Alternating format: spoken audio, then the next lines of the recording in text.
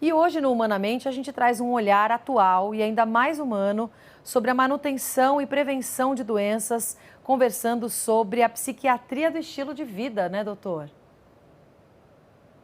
Pois é, olha, a gente no Humanamente, a gente passa o ano falando de mudanças de comportamento, de atividade física, de meditação, de coisas que a gente pode fazer para melhorar. Hoje, finalmente, a gente vai saber como fazer essas coisas. A gente já falou o que fazer, mas será que a ciência atual ajuda a gente a encontrar caminhos para pôr em prática mesmo na nossa vida essas dicas tão importantes para o nosso bem-estar, para a nossa saúde mental? É sobre isso que é a psiquiatria do estilo de vida.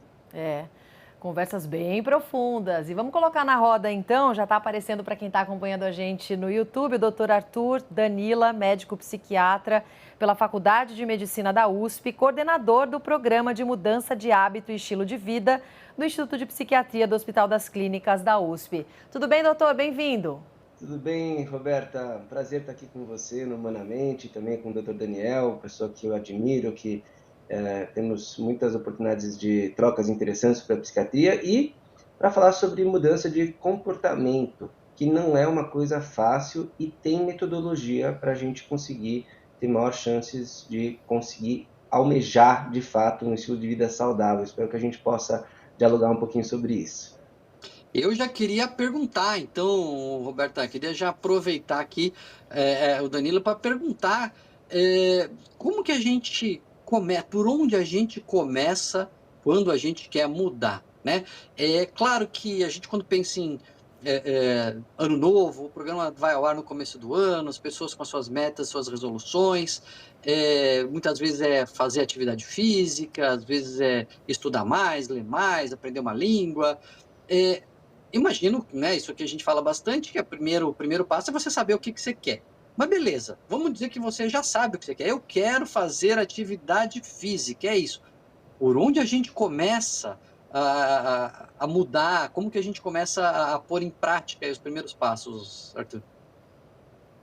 Muito boa pergunta, Daniel. E você já colocou um ponto muito importante que é o porquê fazer aquilo que está se propondo a fazer, né? Porque atividade física, por exemplo, é uma coisa que a gente sabe que é importante, mas a pessoa precisa ter muita clareza de como aquilo é relevante na vida dela, de fato, para que ela consiga ter essa motivação para colocar em prática e sustentar esse comportamento que ela está se propondo a fazer. Mas não basta só entender que aquilo é relevante para a vida dela. Existe um processo que aumenta as chances de ela conseguir de fato colocar em prática esse comportamento, que é o processo de elaboração de uma meta. Né? Uma meta boa, ela precisa ser uma meta muito específica, para que a gente consiga ter clareza do que a gente vai executar em termos de processo e a gente consiga também avaliar o quanto que a gente está conseguindo fazer daquilo que a gente se propôs a fazer. Porque às vezes a gente tem muito boas intenções e tem grandes sonhos, mas a gente coloca desafios muito grandes e a gente não consegue atingir. Então, uma boa meta é uma meta específica e é uma meta que a gente consegue atingir. Então, o primeiro conselho para quem quer elaborar uma boa meta é ser muito humilde com a gente mesmo e entender que às vezes a gente tem que começar devagarzinho, mas é melhor começar ainda que devagar do que esperar aquele momento ideal em que talvez a gente conseguiria fazer um salto maior ali de intensidade, porque na verdade os estudos mostram que quando a gente começa devagar e a gente vai elaborando as metas de maneira muito específica, com muita clareza, à medida em que a gente consegue alcançar aquele resultado objetivado, aquilo volta para nós como uma recompensa muito positiva de autoeficácia, ou seja, aquilo que eu me proponho a fazer, eu consigo executar. E isso é muito importante para aumentar a nossa autoestima e garantir que a gente consiga alçar planos mais complexos com maior intensidade. Então, resumindo aí, uma boa meta é uma meta específica que a gente consiga mensurar, né? Então consiga discriminar claramente qual vai ser a intensidade, a duração daquele processo, seja então uma atividade física, qual vai ser a atividade física, qual vai ser a intensidade do treino, a duração do treino, né? Se vai ser um treino assistido por alguém, um personal, ou se vai ter um amigo que vai junto, um familiar, ou se a pessoa vai fazer sozinha, se ela tem os equipamentos que ela precisa, né? Então, tudo isso é muito importante na elaboração da meta, óbvio, e sendo aí uma meta atingível e relevante para a pessoa. Sim. Eu sei que é muito profunda a pergunta que eu vou te fazer, e tem várias camadas de resposta, doutor Arthur, mas trazendo esse olhar, então, de uma psiquiatria que não vem só com as respostas de medicamentos, por exemplo, como é que o estilo de vida, de fato, impacta o bem-estar? Como é que a gente faz para as pessoas entenderem realmente, já que nem todo mundo tem oportunidade de cruzar com médicos ao longo da vida, que ressaltem essa importância no dia a dia? Muito legal a sua pergunta, Roberta. A gente vai usar um pouquinho as definições internacionais, até de saúde, para tentar explicar essa resposta que você nos pede. Então, saúde, a Organização Mundial da Saúde, lá na década de 1940, estabeleceu que é não só a ausência de doença, mas um estado de completo bem-estar biopsicossocial, ou seja, somos de um componente biológico, um corpo aí que esteja funcionando bem, um lado emocional importante e o lado ambiental, ou seja, o contexto em que a gente atua na nossa vida, seja a nossa profissão, com quem a gente dialoga, as nossas dificuldades socioeconômicas. Então, da mesma maneira como saúde se constrói dessa maneira, um tratamento adequado, ele envolve muitas vezes o componente medicamentoso, se for necessário, um componente psicoterápico, ou seja, uma terapia, e o estilo de vida, que é como a gente vai interagir com o nosso ambiente. Não basta a gente enxergar saúde como algo que seja exclusivamente determinado pela nossa biologia e pela nossa mente. A maneira como a gente conduz os nossos atos, como a gente escolhe o nosso alimento, se a gente dorme bem ou dorme mal, quantas horas a gente dorme por dia, se a gente faz atividade física, tudo isso influencia no resultado final de saúde. Então, a gente precisa incorporar o estilo de vida como uma ferramenta fundamental de tratamento, tão importantemente como a abordagem medicamentosa, a abordagem psicoterápica e as outras abordagens que a gente tem para construir, de fato, uma saúde sustentável. Eu vou chamar aqui alguns dados que foram levantados pela nossa sala digital sobre a psiquiatria do estilo de vida, sobre o que as pessoas estão buscando em relação a esse assunto, tentando entender. Muita gente, quando tenta pesquisar sobre mudar hábitos, mudar de vida ou bem-estar, pesquisou nos últimos 5 anos aqui no país como ser uma pessoa melhor, como dormir melhor, que eu acho que é uma das grandes chaves dessa conversa, como se comunicar melhor, como escrever melhor e como se expressar melhor também, doutor Daniel. É interessante, mas a gente ainda tem uma outra tela também que mostra o interesse das pessoas nos últimos anos aqui. E a nutrição lidera o interesse de busca entre hábitos que ajudam a saúde mental. Quando é feita essa relação, desde 2004, as pessoas vêm buscando mais sobre nutrição, mas também sobre boa forma, vitaminas e suplementos, frutas e vegetais, tudo aí relacionado à alimentação, perda de peso. A gente vê que está tudo conectado nessa busca por mais bem-estar e chegando à nossa saúde mental, né, Daniel? Pois é, Rô, e eu queria até emendar aqui, passar para o Arthur a pergunta, porque quando a gente fala de mudança de hábito, vida saudável, relacionado à saúde mental, uma das primeiras coisas que a gente pensa é atividade física, né? Foi tanto que foi o que a gente falou no primeiro bloco como exemplo. Mas quando a gente pensa em vida saudável, a alimentação é muito importante e também é importante para a saúde mental, né, Arthur? Queria que você discorresse um pouquinho aí, falasse se de fato a alimentação interfere na nossa saúde mental e se tem algum segredo para a gente comer melhor. Com certeza, Daniel.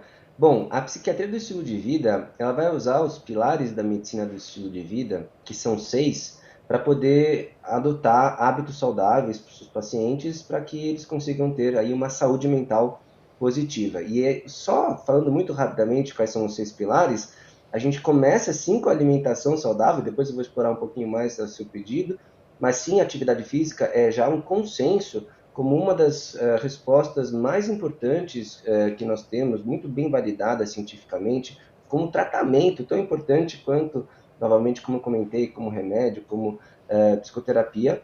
Sono, que foi até comentado aí nas tendências de busca por um hábito mais saudável. E aí, manejo do estresse, controle de substâncias de risco e relacionamentos saudáveis. Veja aí também que nas tendências de busca por melhorias de comportamento, a questão da expressão, da comunicação é muito importante porque somos seres sociais, somos seres gregários, portanto, é muito importante que a gente se comunique e se relacione muito bem. Isso também está relacionado a maior longevidade e melhor saúde mental. Mas respondendo à tua pergunta, sim, padrões alimentares saudáveis estão intimamente relacionados tanto à prevenção do adoecimento psíquico, adoecimento mental, quanto também se a pessoa já está com algum quadro psiquiátrico, como por exemplo depressão ou ansiedade, ter um padrão alimentar saudável, e aí explico para você qual seria esse padrão, está relacionado a menor incidência e menor cronicidade dos quadros psiquiátricos. Então, é muito importante a gente entender que a maneira como a gente se alimenta influencia os riscos de adoecer psiquicamente e mesmo a gente doente, ela pode influenciar positivamente para a gente se recuperar mais rapidamente. O padrão que a gente recomenda é um padrão baseado predominantemente em alimentos de origem vegetal. Isso não quer dizer que a gente precisa ser estritamente vegano, por exemplo. É um padrão que privilegie o consumo de alimentos de origem vegetal, minimizando o consumo de proteína animal, já é muito saudável. E mais importante do que isso, restringindo os alimentos ultraprocessados. Esses têm sido os maiores vilões da saúde mental e também da saúde física do corpo, e, portanto, devem ser eliminados, evitados com o maior cuidado para que a gente consiga, de fato, ter para a nossa nutrição alimento de verdade, comida de verdade, e aí, com isso, um cérebro funcionando melhor. É como disse uma vez uma paciente, minha paciente, ela falou que ela passou num médico chinês que ele dizia que o alimento tinha que comprar na feira, nunca no mercado, o alimento só na feira. É um pouco nessa linha, né? Claro que a gente não vai nem sugerir nenhuma grande restrição aqui, mas ter como norte isso, né? Aquela coisa de descascar mais e desembrulhar menos ajuda bastante. E muito interessante essa questão do alimento de verdade, não é para fazer com que a gente faça muitas restrições, como você mencionou, Daniel. Não é dieta que a gente está falando aqui, estamos falando de padrões alimentares mais saudáveis, inserir alimentos mais saudáveis. Naturalmente, quando a gente se permite agregar alimentos mais saudáveis, aqueles alimentos ultraprocessados eles vão ficando um pouquinho mais de lado e a gente consegue fazer isso de uma maneira mais leve e mais sustentável. Então, essa é a recomendação. Não ir para padrões de dietas muito restritas, mas sim se permitir ter abertura para incluir opções mais saudáveis no nosso dia a dia. Mas, doutor, a ciência já vem traçando relações e com evidências sobre o açúcar, por exemplo, e na relação com doenças mentais. A gente pode falar de dietas com mais restrição de carboidrato, ou mais restrição de açúcar, de evidências em relação ao bem-estar? O açúcar refinado, ele é um dos grandes vilões da saúde física e da saúde mental, sim, porque ele está relacionado a alimentos de pior qualidade nutricional, alterações de níveis glicêmicos, ou seja, da glicemia, que acaba tendo uma repercussão negativa no nosso funcionamento cerebral, que depende de bons nutrientes para poder funcionar de uma maneira saudável. Além do que, tanto o açúcar quanto as gorduras, elas são associadas a padrões de funcionamento inflamatórios do cérebro. Então, o cérebro fica inflamado e isso acaba estando mais relacionado ao risco de desenvolvimento de transtornos psiquiátricos. Hoje, a gente observa muito pesquisas apontando para a importância de a gente entender o quão inflamado está o nosso cérebro e com isso as repercussões que a gente tem, o prejuízo de funcionamento, aí, principalmente em quadros como depressão e ansiedade. Olha, o Arthur falou que um dos pilares do estilo de vida saudável, que são os pilares da psiquiatria do estilo de vida, no final das contas, é o gerenciamento do estresse.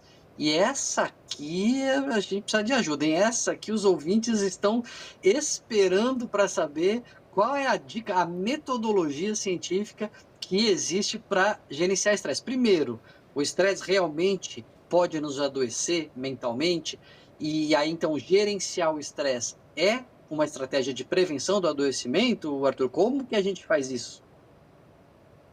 Com certeza é, Daniel, e muito bom a gente ter a oportunidade de falar sobre isso, né? Estresse é uma reação tanto física quanto emocional a situações que representem um desafio na nossa vida que ultrapasse ali a nossa capacidade de enfrentamento. Então, não existe vida sem estresse, ok? E o estresse crônico, ele pode acarretar um envelhecimento celular, um envelhecimento em todos os nossos tecidos do corpo, o que não é diferente para o nosso cérebro.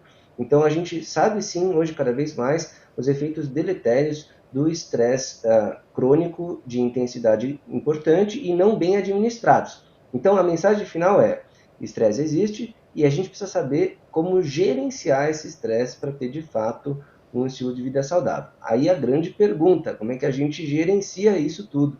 Algumas linhas de tratamento, de gerenciamento do estresse já são muito pesquisadas e validadas cientificamente, entre elas principalmente as técnicas de meditação que foram trazidas, né, das práticas das sociedades orientais, das culturas orientais, e que foram transformadas em práticas que não têm uma associação religiosa, nem nada que não seja estritamente um momento de autocuidado, de pausa na vida, para que a gente fique atento ao momento presente, no aqui agora. Então a gente faz um exercício simples, né, de execução simples, mas cuja a dificuldade é justamente permanecer na tarefa simples, para que a gente consiga perceber o nosso mundo ao redor e entender que a vida é permeada por momentos mais estressantes e menos estressantes, mas nós estamos aí vivos para poder agir em cima deles. Essa é uma técnica muito bem estudada e validada. Outras técnicas são muito importantes, são as técnicas de respiração lenta e profunda.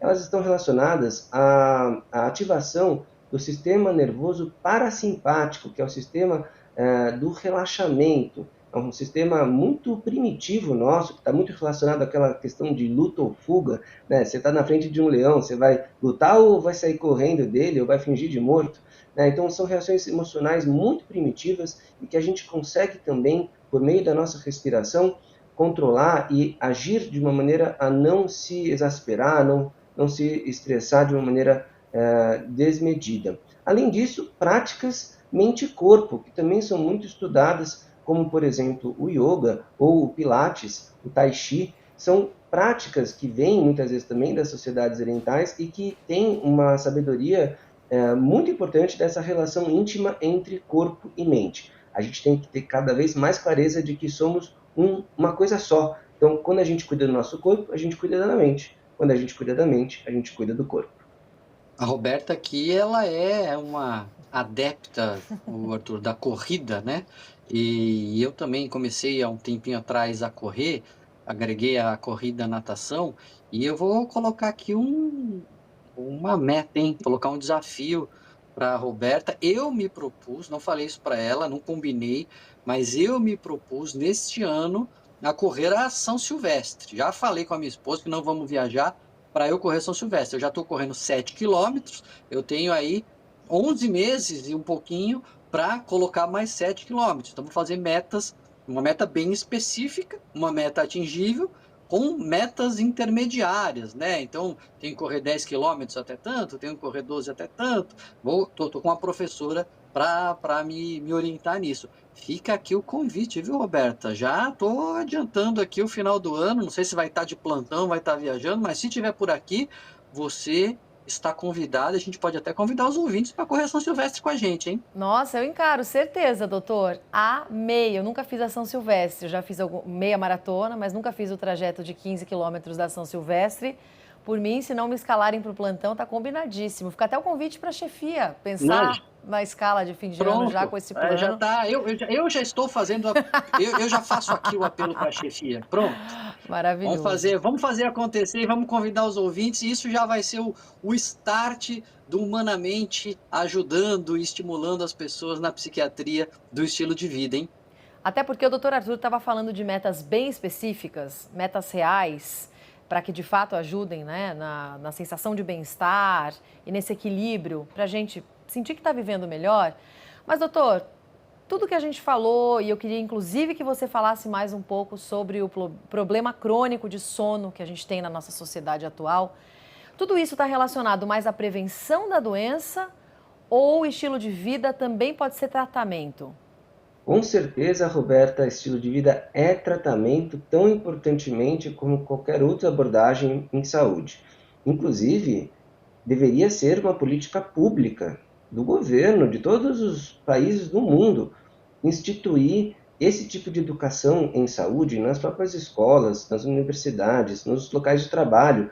Porque a verdade, Roberta, é que todos nós fazemos escolhas diariamente, sejam elas conscientes ou não, em relação à nossa saúde. Então, quando a gente vai almoçar, se a gente está lá no nosso trabalho, a gente vai fazer a pausa para o almoço, a gente ou leva a nossa marmita, o que está dentro dessa marmita, a gente escolheu, né? Ou a gente vai num restaurante, num por quilo, você vai ver o por quilo inteiro para fazer uma escolha mais saudável, ou você vai começar pela sobremesa, como muitas vezes o por quilo coloca ali, e já enfia o pé na jaca de maneira às vezes não muito bem consciente dos nossos resultados esperados. Também é assim com o sono.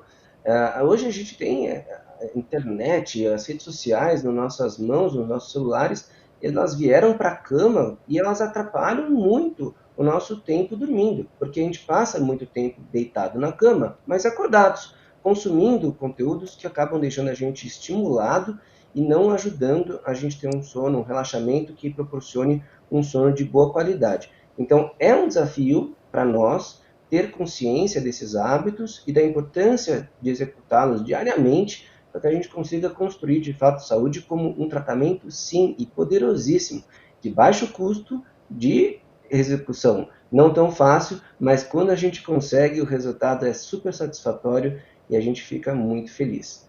Tá convidado também, viu, Arthur? Quiser correr com a gente aí no grupo na mente da São Silvestre, seja bem-vindo. Eu vou até fazer uma adição ao que você trouxe, até muito bem colocado, Daniel. Que legal, né? Estamos aqui em janeiro, início do ano, e você já está pensando na São Silvestre em dezembro.